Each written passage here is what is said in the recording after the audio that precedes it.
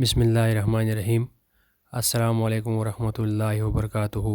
جی ہاں ناظرین، ہمارے پڑوسی ملک بھارت سے آئی ہوئی یہ خبر اس ٹائم سوشل میڈیا پہ بڑی تیزی سے وائرل ہو رہی ہے۔ دنیا کے کونے کونے میں اس ٹائم یہ خبر وائرل ہو رہی ہے۔ دنیا کے ہر کونے میں مسلمان اس ٹائم اس خبر کو بڑی تشویش سے اور بڑے غم و غصہ سے دیکھ رہے ہیں، لیکن خبر یہ ایسی ہے جس کو دیکھ کر سن کر یقین حال مسلمان اپنے قابو میں نہیں رہے گا، وہ خام خواہ غم و غصے کا اظہار تو کر ہی لے گا۔ بتایا جا رہا ہے ہمارے پڑوسی ملک بھارت کے ایک نامی گرامی مولانا مستقیم صاحب، جو اس ٹائم پوری دنیا میں لوگ دیکھ رہے ہیں، ان کو ان کی ویڈیوز دیکھ رہے ہیں، ان سے مستفید ہوتے ہیں۔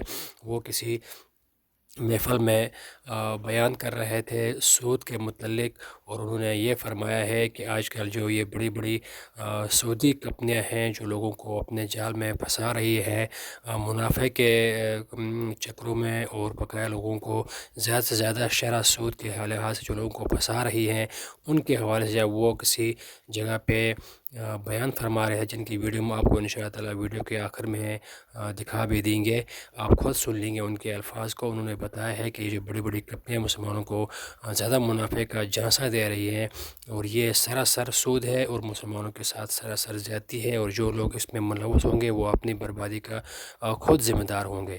اور اسی آستہ انہوں نے شراب کے متعلق بات کی ہے، انہوں نے بقایا جو غلط کام ہے ان کے متعلق سختی سے منع کیا ہے، اور اسی دوران کوئی اسلام دشمن عناصر سے، کوئی ہندو نواز، کوئی اس طرح جو مسلم دشمن عناصر میں سے ان میں سے کسی بندے نے محفل میں اٹھ کے مولانا صاحب کو باقاعدہ طور پر ٹوکا ہے، اور انہوں نے یہ ان کے سامنے الفاظ بیان کیے ہیں کہ آپ ان چیز کو بیان نہ کریں، اس کے علاوہ بھی آپ کے پاس بیان کرنے کے لیے کافی چیزیں ہیں۔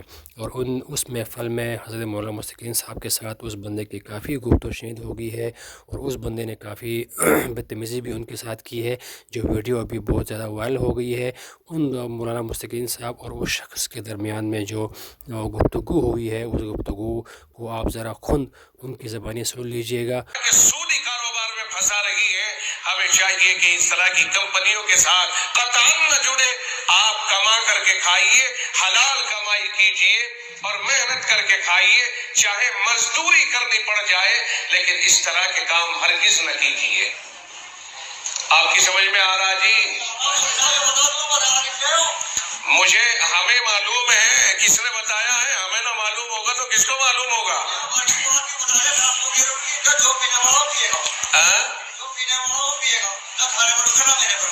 تو بتانی چھوڑ دے۔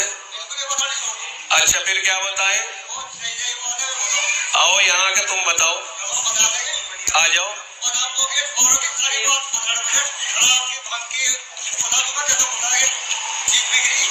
تو اس کا مطلب میں استعمال کرتا ہوں۔